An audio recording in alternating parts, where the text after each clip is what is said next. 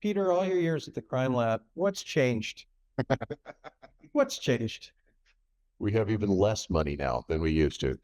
Um, in this area, one of the things I find in a lot of these conversations is the crime laboratories end up being the wheel that falls off the wagon because crime laboratories are so wildly under-resourced, and we're trying to deal with testing this as well as sexual assault kits and guns.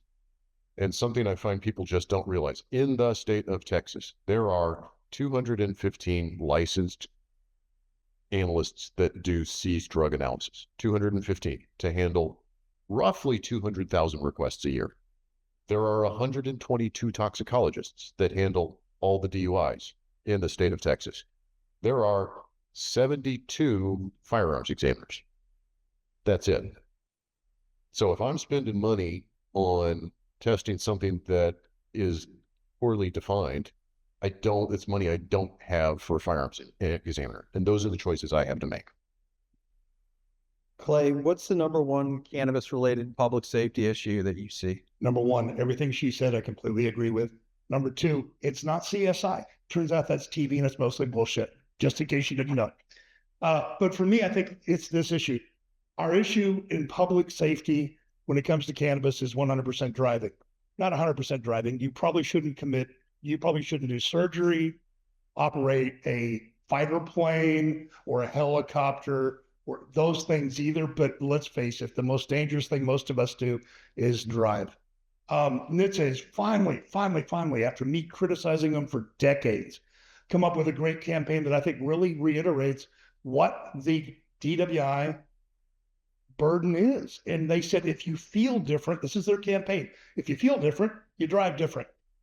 And that really does express what the law is. Our law says that if you do not have the normal use of your mental or physical faculties due to the introduction, dangerous drug, controlled substance, alcohol, any combination of those, or any other substance known to man. And the nice thing is, regardless of all the discussions you've had today, that includes cannabis, because it is at least any other substance. So we don't deal with that. But if you feel different, you drive different, and that's impaired driving. And we'll spend some more time on this when we come back around. We will. We want to talk about public education first, because that's an important issue, because there's a lot of misinformation about products and there's a lot of good information in hard to reach places. And Nisha, what do you think in terms of the biggest knowledge gaps and how those knowledge gaps can be filled in? So there's the public knowledge gap. We have the medical professional knowledge gap. And then we have the legislative and the regulatory knowledge gap. And then we have the law enforcement knowledge gap. So that's a lot of gaps. From the public side, I'd really love to see some amount of the revenue generated from cannabis product sales dedicated to education. And, I don't want that necessarily to be a government website, but I'd love to see a group receive funding to put up a website that explains all the basics that people need to understand about safe cannabis use. And, I actually work in education and medical professionals, and we'll be talking a lot about that tomorrow in my presentation on public health. But we can really check a lot of those buckets, if you will, by having a thoughtful public education campaign that is not coming from the perspective of substance abuse and judgment. People are not using cannabis as much as a drug of abuse as they are for wellness, for safe relaxation. And our education needs to catch up with that. Do you think that's as much a responsibility of the manufacturer as it is of a regulator or government, or where do you see that sort of falling? Excellent question. I believe that responsible manufacturers are going to are going to educate their consumers. That's part of a very smart marketing campaign. But cannabis is also a really big subject with a lot of deep nuances. And for that reason, until we have a more educated public, I'd really like to see government at least supporting another organization with funds so that we have a solid website and education campaign, some point of sale materials. 10 years from now, we may not need that as much because people will be much more knowledgeable, and there will be education on product websites that really meet the need. But for now, I think the need is so great that it's really worth spending the money there. And what about adverse effects, impact, education? What do you think could work? What have you seen that might prevent some of the tragedies that we see in some of the hearings that we attend at the State House? And there are a lot of those tragedies around. Well, that goes back to my original statement, the first question that you asked me. Consumers, because we have been operating from a prohibition mindset, they aren't getting accurate information, or they're getting limited information. And I think that is dangerous. And when people know all of the alphabet soup of cannabinoids, whether they be natural, converted, or fully synthetic, they're going to be able to make a better buying decision. When they understand that, there are potential contaminants in products, and how to read a label and know what to look for to know, oh, this manufacturer seems to be more responsible than the other one. I like this is GMP certified, or I like that when I look at the label and there's a QR code on the back that takes me to a certificate of analysis, that it's actually an updated certificate of analysis, and there's a real hyperlink, not one that's broken. So education is key. And you asked me about adverse events, so I want to address that real quickly. There are adverse events in anything that we put on our body or in our body, or potential adverse events. And cannabis is no different. And so it's important that everybody understand the risks. The risks actually are generally relatively minimal for most people. But there are risks nonetheless, and people need to understand what they are. Most of them are mild. Dry mouth, maybe somebody is floaty or dizzy. But there are also some serious risks, and people need to be informed about them. And then we need to have a system, which we haven't really had a very good one, for how do we report such things. And it's the serious adverse events that we want to understand, such as psychosis, which in my opinion has been grossly overblown. And then did somebody have an allergic reaction? What was that? Just as Heather said earlier at our lunch meeting, was that because of the molecule, or was that because that product that somebody consumed had contaminants in it?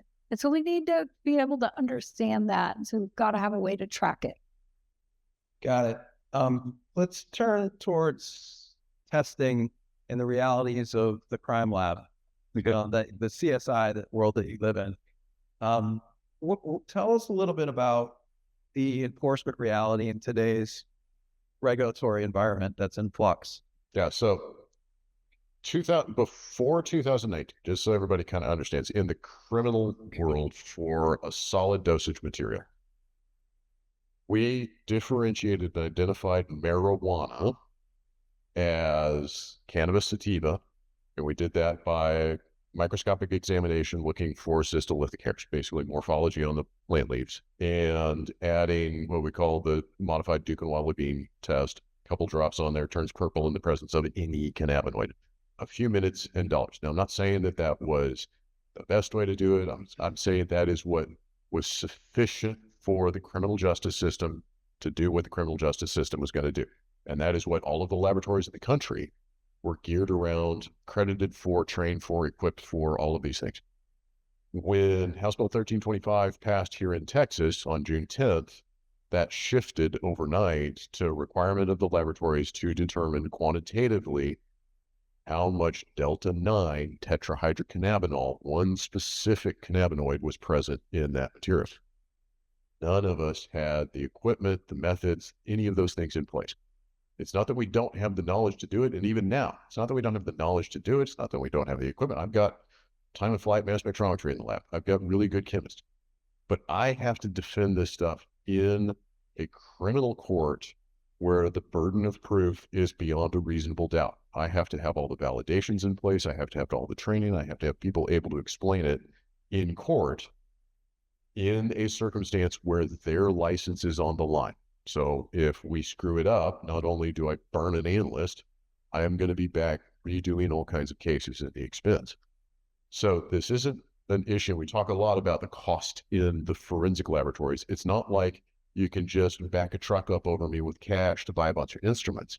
I've got to have the people, and the people keep wanting to get fed year over year. And I've got to get them trained, and I need them to be able to stay in the laboratories for the arc of all of these criminal cases, which are years. We talked about it in our pre-call. What kind of cases are we really talking about that are affected by that change? Well, because I think for the audience, I wouldn't want the audience to have the impression that the bad people are off the streets or not getting off the streets, or cases. I want to understand, or I want them to understand, what are the types of cases that we're talking about that are affected, and what are the cases that are not affected? Yeah, and it get really variable around the state. So I'm in Harris County. Basically, what I deal with are cases that come through the airport conveniently packaged in 50-pound parcels because they don't want to pay the overage charges on the luggage that it comes through the airport. Large trafficking cases. And I have said, say it again here, I can't with a straight face justify all of the cost associated with standing up the capacity to be able to test everything that law enforcement might seize from dude on the street corner with something green in his pocket. So no, I'm not going to test that. I am equipped with one analyst and one piece of equipment. We deal with it for the large felony kinds of cases. And in probably the larger jurisdictions, that's what you're seeing. There are other counties, though, that want to prosecute possession of one vape. And this DPS, Texas DPS, is the one that really gets stuck with this problem, because now they're trying to deal with testing for very small quantities, personal possession kinds of quantities, and they get backed into the problems of one, capacity, but also the variability of what in the world are they testing for. I know, and probably some of you are familiar with the whole, if a vape has THC, tetrahydrocannabinolic acid in it, well, that's not tetrahydrocannabinol. So if the vape has tetrahydrocannabinolic acid in it, is it legal? But if my testing uses a gas chromatograph that converts that tetrahydrocannabinolic acid to THC in it, now the what I'm going to report is THC, and that's, well, sort of clearly illegal. And this gets to be a huge problem for DPS in some of the jurisdictions that want to do this. And so part of our real challenge as a laboratory system of the 36 laboratories in the state is this wild variability of some counties want to prosecute stuff, and we have to support the testing of it because otherwise they get mad at us. In other counties, we're just dealing with big felony cases. So the big weight cases, you're testing them. Right. It's not an issue. Yeah. It's in smaller, or I shouldn't say smaller, other certain counties. Yep. They're determining they want to do, we'll call them simple possession cases. Yep. Some of those cases create some laboratory challenges. Right. And to start D9 from any other cannabinoids. And this is also, so like DPS has been pretty forward with their policy. They don't test misdemeanor quantities. If, boy, it's correct. If we tried to, if as laboratory system, we were dealing with misdemeanor quantities, we're missing a couple of zeros off the scale. It's the only way for a prosecutor to prosecute a possession case, a Class B misdemeanor personal amount, or quite frankly, a vendor, is to pay for the laboratory testing themselves out of a budget that does not exist. That testing through NMS, et cetera, will run, by the time you get in, 5 or 6 chemists to come in and testify, may run in excess of $10,000 or $20,000 with a maximum $1,000 fine on the criminal case. Which means you see why a lot of prosecutors are going, I can't pay 10 grand on a $1,000 case. And if I got 10 grand to spend, I want experts on my child sex assaults, not to spend on NMS lab on a Class B misdemeanor. I don't give a shit about to begin with. But you got prosecutors that then put pressure on the laboratory to test these things. You need to test it because I'm not going to pay NMS to do it. We say NMS. There are 2 commercial laboratories in the country that do this. NMS is in Pennsylvania, and everybody in the country outsources to them. There's one that's up, it's Armstrong Labs. It's up in the DFW area. I mean, that's it. There's 2 laboratories. So when we start talking, oh, just outsource this stuff in the country for DNA testing, I've got an option of 4 laboratories in the country. For latent prints, there is 1 laboratory in the country. For firearms, there are none. This isn't like there's a huge area for us to go have a competitive market to test these things. So, Clay, maybe you would know the answer to this. So in the courtroom for these small weight cases, are the defense attorneys calling the prosecution's bluff? Let's be honest, we're not trying. Right. Are you dumb? We're just not doing it. They're getting dumped. Conroe, because it was politically expedient, because their DA said, by God, we're not legalizing cannabis in our community. They tried to. They paid about $10,000 a piece for those 2. Both of them were people that were possessing cannabis in a junior high and a high school in order to sell it. So the DA thought that was worth the 10 grand. They tried to. He's talking about $10,000 to pay for this in a commercial laboratory. Bureau of Justice Assistance runs what's called the Census of Publicly Funded Crime Laboratories once every 5 years. So the 2020 numbers are the current numbers. On average, publicly funded crime laboratory in this country has $620 per request to do everything. So in a commercial laboratory, this is costing 10 grand. I got $600 to try and do the same thing. Well, and NMS being one of 2 labs that does it, they kind of get to set their price. Well, a lot of that is the test fund. But that's the reality of it. I mean, the simple fact is now after the hemp, while we have to prove chemically what is in either the flower or the substance or the gummy or whatever it is. And the simple fact is we don't have the resources to do that. The lab has no money, but there is no secret DA laboratory fund where the legislature gives us $1 million to go spend on it in the labs. We're literally robbing Peter to pay Paul. We're taking it out of expert testimony money we would be using in sex assaults to go try and marijuana case, which we are. And again, all the major cities are not prosecuting these cases. Mid-level counties are not prosecuting these cases. Some small counties are. Some of them are attempting to go to jury trial without the chemistry, and they're going to get reversed on it. So it's de facto decrim then for small amounts, pretty much, right? Decriminalized. TDCA, my organization, came out in the legislative session. We told prosecutors the legislature has decriminalized cannabis. We got a cease and desist letter from the governor, from the lieutenant governor, and the speaker of the House that all threatened to sue us into oblivion if we dared say that they decriminalized cannabis.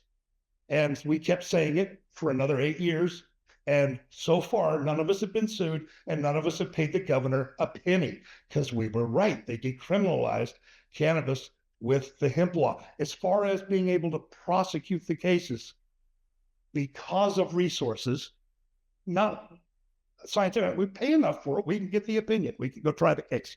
But we did not have the resources, especially for misdemeanor cases. Now, 2 tons at the airport, yeah, we find a way to do it. Well, and keep in mind, we're just talking, this is just Delta 9 THC. We haven't even gone there of Delta 8, Delta 10, HHC, and all those other things. I mean, because again, okay, great. I can produce some results of Delta 8. They can't do anything with it. So all I did was waste my money. Yep. Now, this is true in the possession cases. It's not true in the impaired driving cases. We had toxicology. We were testing for THC. We have had some hiccups and we have had some SOP issues. We've had some delays, but by and large, we've been able to go forward with this because again, it's any other substance. So it can be 8, it can be 10, it can be A. It doesn't matter. All of those impair, and I can get an opinion on that. But as far as the possession cases, we hit the skids a few years ago. And for those of you that have heard that we have put, no, there are people who are not going to jail or getting probation or getting deferred for small amounts of cannabis. They're just not in Texas. Well, sticking with the realities of the crime lab, explain some of the challenges with toxicology in THC. Yeah, because we have the same kind of, there's 115 toxicologists. That's it. That's all you got. And that's including the ones that are licensed in the commercial labs. So we've got the same kind of scale issue and resource issue with toxicology. And it's terrific that you're training DAs. I haven't found one of them that you've trained yet, though. They all got hired in Harris County last week. They're all 6 weeks away. Well, I joke about it, but the reality is the same kind of resource challenges that there are for labs are in spades for the DA's offices. They don't have enough resources. They don't have enough people. They've hemorrhaged talent. They're dealing. I mostly deal when we're dealing with a DUI case. We affectionately call them puppy DAs. They're right out of the start. They're 1s and 2s. So trying a drug impaired case is complex and difficult. And while you're correct, you're the lawyer, I'm the toxicologist. It's any impairing substance. It's all of those things, but they are often asking the toxicologist, was this person impaired? This is a licensed toxicologist who it is inappropriate scientifically for me to say that individual was impaired at the time they were driving off of a single blood sample that was caught however long after they were there. That's not scientifically appropriate. That risks their license, but they get asked that all the time on the stand. And they should. But I want to take a step back. Is under the influence cases the only place where toxicology is triggered in the criminal justice system? No, the other is in drug facilitated sexual assault cases. We don't really see marijuana there. It's alcohol. In the crime laboratory world, DUIs are, like I said, it's really the big place of where we see cannabis in crime laboratories. Toxicology comes up in sex assaults for having lost the ability to consent. It also comes up in homicides. They died of a meth overdose. We're looking for meth in the blood, the same as we'd be looking for in a DWI. Same science, same scientist, same toxicologist. Homicide, sex assaults, and the other is impaired driving. But that's going to make up 95 to 98% of the cases. So let's talk about impaired driving then. What's changed in the last 10 years in prosecutions, in field sobriety tests? And well, the thing is nobody ever smoked pot in the 60s. So I'm sure we didn't have any impaired drivers on that. Okay, the biggest thing that changed is we noticed. We started getting, because of use of blood search warrants that started in 2004 when I started this job, and we're down to 2020 where it's most of the time to get a search warrant. All of a sudden we're doing toxicology for the first time in impaired driving cases, and we figure out there's alcohol and other things on board. We find out that most of our impaired drivers are not a single thing, they're polyuse. And so that changed for us, that we began to go forward. And surprisingly, you're going to find this weird. We are ahead in prosecuting these cases and training on these cases. We're ahead of Colorado and Washington and Oregon and California, all states I've been invited to because they don't know what the hell they're doing. We're doing pretty well there, but we're doing it because we started drawing blood, which means we began to get toxicology for a change. We still have a lot to train. The average number of years experience of a prosecutor in Texas is less than 3 years. If your homicide is being tried by a prosecutor in Texas, there is a much better than even chance the person that is trying that homicide has been a lawyer less than 3 years. What he's saying is no bullshit. It's entirely true. Their resources are limited, so are ours, and we can't keep people because they get paid. And also, I'm going to tell you this, I'm going to give you a secret about prosecutors. There is not a prosecutor in Texas, or quite frankly, the world, who wants more business. Labs don't want any more business either. Every single one of us, most cases will allow a public defender to have is 100, including misdemeanors. Every single prosecutor in Texas right now has 67 pending DWI cases, regardless of what division they're in. And they have 9 sex assaults and they have 2 homicides. Every prosecutor, we want less cases, which is why most of us went, decriminalization is not entirely a bad thing. Now we don't at least have the possession cases. But DWI is important to us. These other things are important to us. The death cases, the highway deaths and impaired driving are important to us. And in that regard, what's changed is we actually know what the problem is, and we're dealing with it with toxicology. Toxicology is the issue for most of my new prosecutors. I spend an inordinate amount of time because now I got a brand new prosecutor that has to understand some of the most complicated science that we face. Look, DNA, in my opinion, I've done DNA and tox. DNA is way easier than toxicology. When do you get to take blood again? You don't need a court order for that? But we get a search warrant. But we get a search warrant about 90% plus And you of our DWI. Okay, so you get a search warrant. Let's Yes. say there's an accident and there's probable cause to believe that the person Is impaired, right? is impaired, and you get a blood draw, and the blood produced. They're doing a test. There's THC in the system. And, Well, one reality for the testing, even if we've got a blood from a blood draw, okay. all across Texas, really all across the country, resource-wise, we are going to test that for alcohol. Number varies a little bit between laboratories, but for us, if that blood has a 0.1 alcohol or above, I'm going to stop there unless it's a homicide, a vehicular homicide, or, there's some politician's kid that's dead at the other end. I'm not going to test it for anything beyond the alcohol because the only thing that's going to get prosecuted is the alcohol.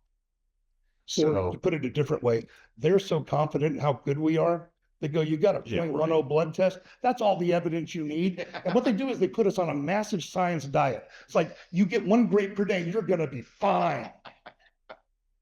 And then we get our asses kicked in front of juries and we look at them and go, come on, man, help us out. And they go, got no resources, which is legitimate and true. All right. But yeah, we'd love to have more evidence, but we can't pay for it. So we do have cutoffs at about 1.0 that we try that case based only on, but in homicides, we have the full THC. Let's say there's no alcohol, just some presence of THC. THC, yes. That's it? Can we try a case with a lab report that shows there's THC? No, not with that alone. What we need is we have to prove not only and again, because I can't ask the question of the toxicologist, and I shouldn't, and it's absolutely inappropriate. Were they impaired with this amount of THC in their blood? No scientist should be able to answer that question. That is not a science question. What has to happen is we have to have the behavioral cues that were made by a peace officer. And again, I spend an inordinate amount of time training them. And I'll ask, trust me, if you've got an employee in your store and they're using the inventory, can you tell? Yeah, y'all are giggling. Of course you can. Can I teach a cop to do what you know how to? Yeah, I can teach. But that's what I'm saying. We need more than just the blood. It's not automatic. And I hate to bring this one up, and I'll leave it if you want me to. We also don't have a 0.8 standard with THC, and we shouldn't, and we never will. We don't have one. We quantify, but there is no impairment standard because THC is lipophilic, which means the THC in your blood is THC that is not making you high. And as the THC goes down and is absorbed through the brain barrier, and as the THC goes down, the impairment goes up. See how it works with alcohol. But that per se thing will not ever scientifically work with THC. So we're never going to get a magic number. And prosecutors hate me when I tell them this, and I tell them this. And I stand up there and I go, guys, you're never going to get a effing magic number on THC, which makes this more complicated. Nisha, this is a good time to ask you this question. How would law enforcement or anybody be able to determine or ascertain how much THC would be a standard? We've got 0.1 in alcohol. What would be such a thing? And, with all the research you've done and work you've done. That's a really complicated question. Well, we're here. So I don't know. And each of us are so different because our endocannabinoid systems are vastly different. And one person may have let's say a 10 milligram gummy and be super impaired and should not leave their house.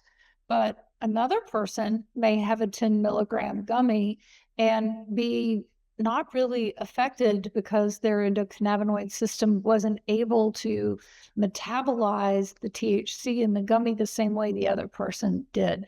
And so we have these enormous variations in how human beings respond to cannabinoids. It matters the intake method, how much food was in their stomach when they had it, if they were consuming something orally.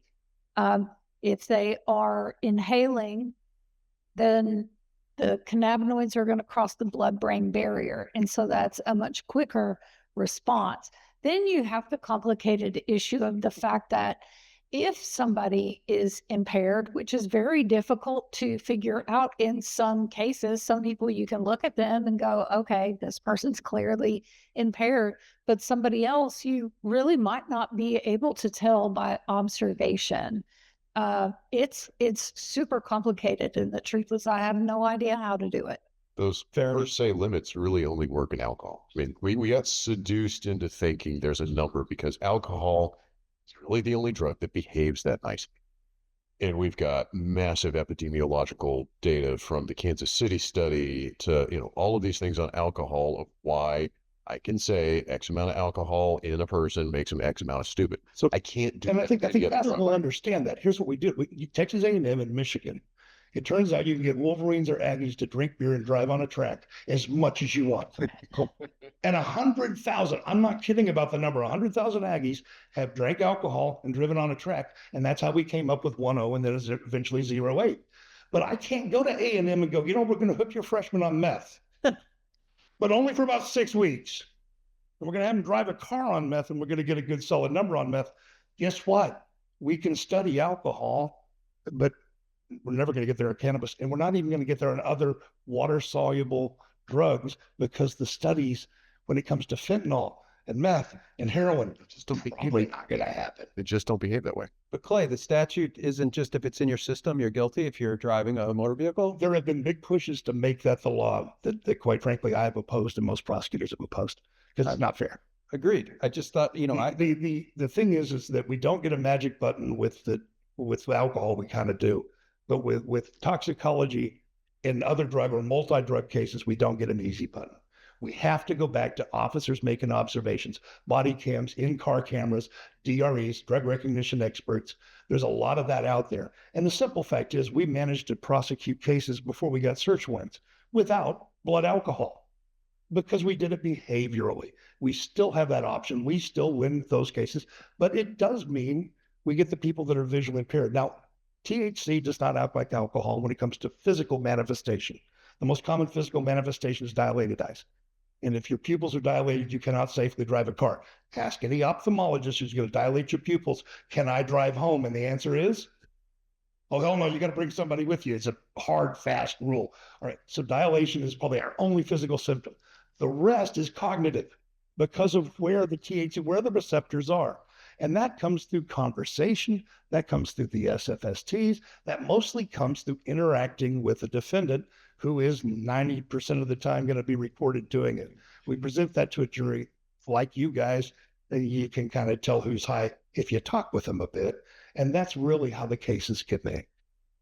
I don't know. When I was a prosecutor, long time ago, defense attorneys would always ask after I was done with my direct, officer, you've never seen my client walk before, have you?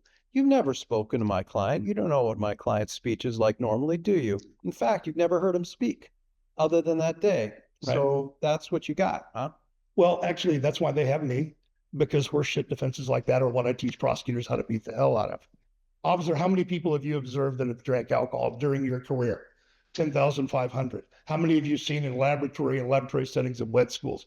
Hundreds and hundreds. How many have you seen in your personal life? About 10,000. Now, of all of those instances of conduct, which ones did you rely on in determining the defendant didn't have the normal use of his mental faculties? All of them. And again, yes, there's a defense. Yes, court is full-blown combat. Love it. That's why I got into the job. My mother always told me that I would never make money showing off and talking ugly. Turns out she was wrong, thank God. But yeah, they're not easy cases. Let's also talk about the real problem with DWI cases. Nobody on the jury Every single member of the juror has either committed DWI, has a family member that's committed DWI, or has a close friend that committed 100% of them. Look, I tried about 50 or 60 sex assaults of children. I am sure statistically, at least in one of those trials, I had a juror that was a pedophile. Do you know what they didn't talk about in jury selection? What they didn't talk about when they went in the jury room? They didn't talk about pedophilia. You with me? That's different for us. These are tough cases. Yes, this is why the most lucrative area of criminal law is not homicide or sex assault or drugs or organized crime or even white collar. The most lucrative part of criminal defense is DWI. Which billboards have you seen on the road? How many of you have seen I take homicide cases billboards? How many of you have seen I take DWI cases billboards? That tells you where the money is. So would the two of you gentlemen say that the public safety from the law enforcement point of view, the biggest concerns with the regulatory flux, lack of clarity at different levels of government, is that for you, Peter, you've got issues with certain testing and it's showing up in small cases. If certain jurisdictions are insisting that they want to have these cases tested, or they'll have the lab perform the tests, that there's an inability to do that, and it's awfully expensive. And in your estimation, Clay, it's the prosecuting of these impairment cases when cannabinoids are involved. Is that fair? And it really is. It comes down to impaired driving. I'm going to tell you guys a secret that traffic safety people never say. We lose 1,500 people every year in Texas in alcohol. We do not track cannabis. Why? Because it's the federal government. They're not really here to help. But we just don't track it. We track only alcohol. 1,500 people die a year. They're not all innocent victims. 60% of them are the driver. We're seeing similar numbers with cannabis, and let's be perfectly honest. 800 people is a hell of a lot of people. That's 800 people that get the death penalty for a Class B misdemeanor. They impose it themselves. But that's a lot. And that's not the worst thing that could happen. You could kill yourself and kill a family. So now your family, as they're grieving your loss, is also defending the civil suit because you killed an entire family. Or you survive and then you go to the pen. The least worrisome thing that can happen is you end up facing me and mine. And what I would say is, please do better than the alcohol industry did for decades. Do better than the opiate pharmaceutical industry did ever. Do better than tobacco. Your folks need to know if you feel different, you drive different. And not only do you keep them out of my clutches, you keep them alive. And dead customers are crappy customers. And the simple fact is they're dying on the highways. In Washington, that has done full toxicology beyond the 1.0. They did full toxicology so they could do this study. People dead behind the wheel. We come up, there's a 1 car accident, somebody's dead. 60% of them had cannabis in their system. And of that 60% that had cannabis in their system, another 50% of those folks had alcohol and cannabis. And that's the last thing I'll say. I'll shut up and I'll go away. The multi-drug use, mixing cannabis and alcohol is not, I just took a small amount of both. They end up being terribly additive.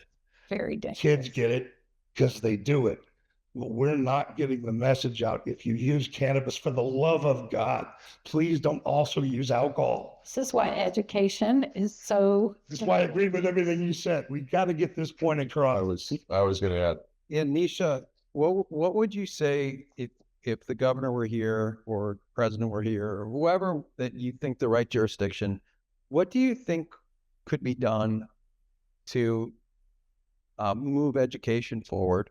What would you say? Would you say this independent, creating a nonprofit, or what do you think? What would we want our audience to leave with that you think would be the most important thing we could do to push education forward from a government point of view? Well, again, going back to some sort of public education campaign, we have multiple things that we need to educate people about. One is, what are the components that they're going to see in on shelves? Number two, a little bit about dosing. Start low, go slow, and know your body before you start to escalate a dose. It's very important that we talk about impaired driving, because there are a lot of people that think, oh, well, if I'm using cannabis and not alcohol, I'm going to be fine. And well, no, that is not always true. And so educating people about that is super important. That can be done, as I said earlier, through point of sale education campaigns, just like Nick was talking about having these big kiosks, and he's got people in his shop that talk to customers. It's not a single point that is going to solve the problem. It is a multi-pronged strategy that is needed. And I know that billboard companies have to give away a certain number of billboards every year for public service campaigns. That's a great place to start. And I know what I'm about to say is going to make some people very uncomfortable, but I would also argue that we start having real conversations with teenagers about cannabis. People, whether they are a teenager or an adult, it is our biology to want to be able to relax. It is our biology to want to change our consciousness from time to time. It is our biology when we are stressed to seek relief, when we are in pain to seek relief, when we can't sleep to find sleep. And so cannabis can do many of these things for many people. But if we aren't hitting the conversation straight on to meet the consumers where they are, which is what we have been doing in the past, we are doing them and our society an enormous disservice. And so right now it is falling to private companies. You know, I put up a website, mychronicrelief.com. It's old, it's out of date, but the information that is there is truly useful. And I don't have a lot of traffic because it's old, but every business that sells products should have some amount of education. A lot of these service companies, like Zfwell, will have information. Leafly, everybody's got to be on the education bandwagon. And don't count on us for it, please, please, please. If it's all government, if it's all prosecutors, if it's all police, well, you guys remember Reefer Madness. We kind of lost our credibility. It does have to come from you. They trust you. They believe you. They're buying from you. Does that make sense? If you're part of the public safety, your voice carries so much further than mine does. And again, I'm going to go back to it. Would I like to have less cases? Yeah, I'm retiring in a year or two. I really thought I would abolish DWI by the time I got out. And I won't, but I'd love to. Wouldn't it be great that we actually got to zero? Wouldn't it be great that we weren't 800 people a year? And that number's way down from where it was back in the 80s. I'd like Wouldn't to it be nice that it was zero? Yes, I want to plant a seed. So my upbringing is agriculture, and in agriculture, many of our commodity groups have what we call checkoff programs. So when something is sold, then a very tiny amount of money goes into a checkoff program. And so those commodity associations, just like we have the Texas Beef Council is here in Austin, they do a tremendous job educating people about beef and how to cook it, nutrition, how to make healthy choices with food. And so this is something that we could do as well, so that we are driving the conversation about health and safety. That also gives us power as a group to have an influence over the regulatory language in a way that we probably currently aren't enjoying. Well, I think this is the end of our panel based on the time. I look forward to seeing Peter and Clay testify at the next decrim. Not a chance. They don't let me talk to I'm legislators. very much looking You heard forward about to that. Us. They don't. Staunch support on the record here. You heard it here first. I think we have time for questions unless we have to abandon the room. But I know this is the time when our schedule is supposed to be over. I mean, this panel is supposed to be over. So I think with that, There you go. You support these work as a operate for cloud. That's it. So it's accounting for now aggressive target about 5 out. We're on this highest last. So It's all, I know it's a bills. Yeah, let me be right up front with you. Cannabis laws in Texas make no sense whatsoever. The legislative scheme is completely bizarre. And I'm telling you that from our end, we have the ability to go first degree felony or $100 fine. Most of the time, the prosecutors are choosing to drug paraphernalia for the paper your pot's wrapped in, and we call it a day. But we have too much left. There is no sensibility because it's so political. The laws need to be cleaned up. And that's when I told you we were against decriminalization, that's part of the issue. They just took our knees out from under us, but they didn't legalize. They didn't actually fix any of these things. They just made it impossible to prosecute. And I guess that's good if you're not going to prison. I mean, I get that part of it, but it's really not good as public policy. And we need sensible language in these statutes because it's not now. And I'll be the first to tell you, our laws make no sense. It makes no sense to the attorneys either, if that makes you feel any better.